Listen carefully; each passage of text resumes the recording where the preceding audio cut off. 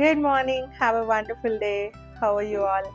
ప్రియ సహోదరి సహోదరుడా, దేవుని కృప, దేవుని దయ మనందరి మీద ఎల్లకాలం ఉండునుగాక. ఆమెన్.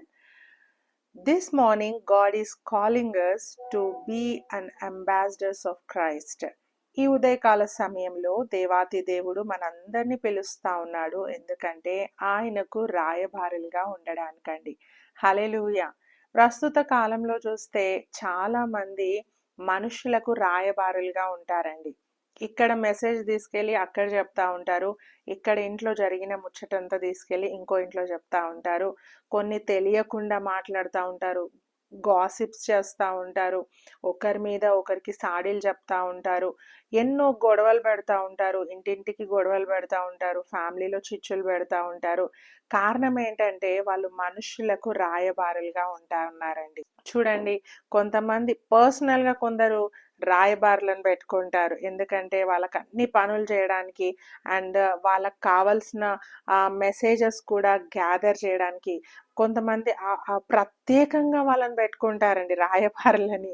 వాళ్ళు వెళ్ళి పలానోళ్ళు ఇలా చేస్తున్నాడు, పలానామె ఇలా ఉంది అని ఆ ఊరిలో ఉన్న ప్రతి ఒక్కరి జీవితం అంతా తీసుకొచ్చి ఈ వ్యక్తికి చెప్తా ఉంటారు. వాళ్ళని రాయబారులు అంటారు కదా అండి.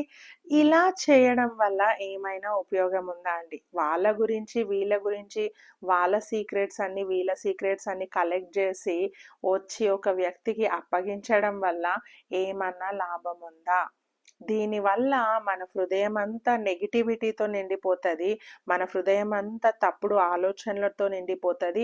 దినమంతా మనం దాని గురించి ఆలోచిస్తూ ఉంటాం.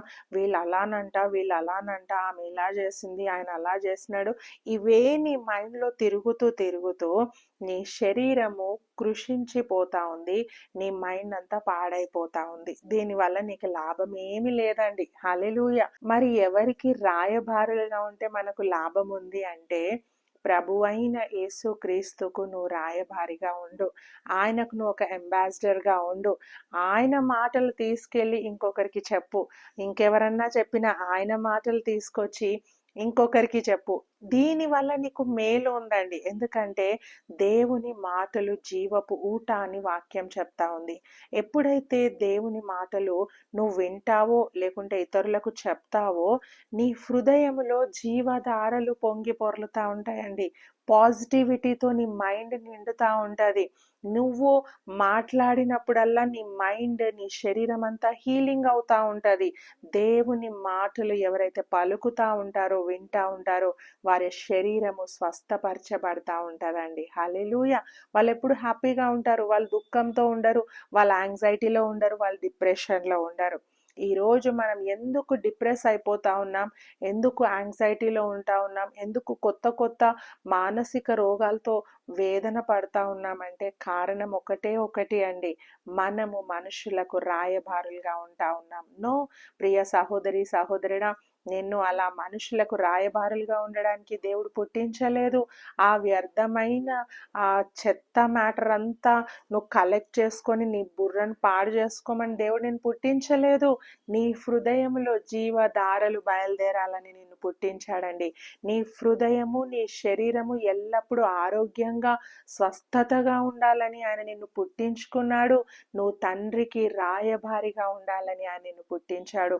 అపోస్తలుడైన పౌలు ఎప్పుడైతే యేసు ప్రభువుని ముఖ దర్శనం చేశాడో, ఎప్పుడైతే ఆ దమస్కు మార్గంలో ఆయనను కనుక్కున్నాడో అండి, ఆయన జీవితాంతము కూడా యేసు ప్రభువుకు రాయబారిగా ఉన్నాడు. హల్లెలూయా. మనుషులకు ఆయన రాయబారిగా లేడండి. వాక్యం చెప్తా ఉంది 2వ కొరింథీయులకు రాసిన పత్రిక 5:20 చదువుకుందాం. కావున దేవుడు మా ద్వారా వేడుకొనినట్టు మేము క్రీస్తుకు రాయబారులమై దేవునితో సమాధాన పడుడని క్రీస్తు పక్షముగా మిమ్మల్ని బతిమాలుకొనుచున్నాము. హల్లెలూయా.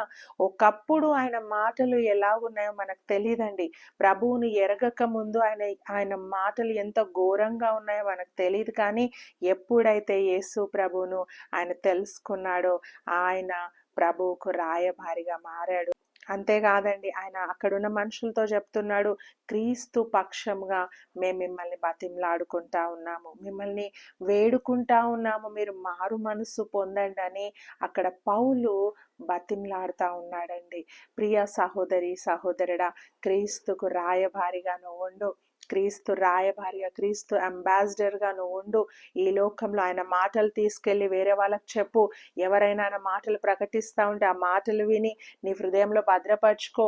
మళ్ళీ ఆ మాటలు తీసుకెళ్ళి ఇంకొకరికి చెప్పు. ఏ మాటలు అంటే లోకపు వ్యర్థమైన మాటలు కాదండి, దేవుని మాటలు, వాక్యము, దేవుని వాక్యమును ఇతరులకు ప్రకటించి ఈ యొక్క ఉదయకాల సమయంలో క్రీస్తుకు రాయబారిగా నిన్ను నువ్వు సబ్మిట్ చేసుకో, క్రీస్తుకు అంబాసిడర్గా నిన్ను నువ్వు సబ్మిట్ చేసుకో. దేవా, ఇన్ని రోజులు నేను మనుషులకు రాయబారిగా ఉన్నాను, నేనేమి సాధించలేదయ్యా, కేవలం అనారోగ్యమే పొందుకున్నాను, కానీ ఈ రోజు నుండి నీకు నేను రాయబారిగా ఉంటాను ప్రవ్వా, నన్ను బహుగా దీవించు, నన్ను స్వస్థపరచు, నన్ను ఆరోగ్యంతో నింపు అని ప్రభువుని అడుగుదాం. ప్రార్థన చేసుకుందాం. మహాపరిశుద్ధుడా, మహోన్నతుడా, నీకు వందనాలు ప్రవ్వా. ఈ ఉదయకాల సమయంలో అమూల్యమైన వాక్కు ద్వారా మమ్మల్ని దర్శిస్తున్నందుకై నీకు వందనాలు తండ్రి. ఇదిగో ప్రవ్వా, నీ ప్రియులు ఎంతమంది అయితే వాక్యం విన్నారు వారందరినీ ప్రవ్వా క్రీస్తు రాయబారులుగా మీరు మార్చండి ప్రవ్వా. వారు మనుషులకు రాయబారులుగా ఉండి ప్రవ్వా, మనుషులకు ప్రవ్వా ఆ ముచ్చట ఈ ముచ్చట ప్రవ్వా ట్రాన్స్ఫర్ చేస్తూ ఇన్ని రోజులు వాళ్ళు సర్వస్వం కోల్పోయారు, కానీ ఏ లాభము వాళ్ళు పొందుకోలేదు ప్రవ్వా. ఇదిగో తండ్రి, నీకు రాయబారిగా ఉంటే మేము ఆరోగ్యం పొందుకుంటాం, నీకు రాయబారిగా ఉంటే, నీకు అంబాసిడర్గా ఉంటే ప్రవ్వా, నీ మాటలు ఇతరులకు రాయబారులుగా వెళ్ళి ప్రకటించే వారిగా ఉంటే మేము ఆరోగ్యం పొందుకుంటాం, ఆయుష్ను పొందుకుంటాం. గనుక ఈ ఉదయకాల సమయంలో ఎంతమంది బిడ్డలైతే నేను యేసు ప్రభువుకు రాయబారిగా ఉంటానని నిర్ణయం తీసుకుంటా ఉన్నారు, ఎంతమంది బిడ్డలైతే నేను యేసు క్రీస్తుకు అంబాసిడర్గా ఉంటానని నిర్ణయం తీసుకుంటా ఉన్నారు, వారందరినీ బలపరచండి, స్థిరపరచండి, స్వస్థపరచండి, సంపూర్ణమైన ఆరోగ్యంతో నింపండి. నీ రాయబారులుగా వారు ప్రపంచమంతటా తండ్రి సువార్థికులుగా వారు బయలుదేరుటకు సహాయము చేయమని నజరేయుడైన యేసుక్రీస్తు నామమున అడిగి వేడుకుంటున్నాం తండ్రి. Amen. Hallelujah. God bless you.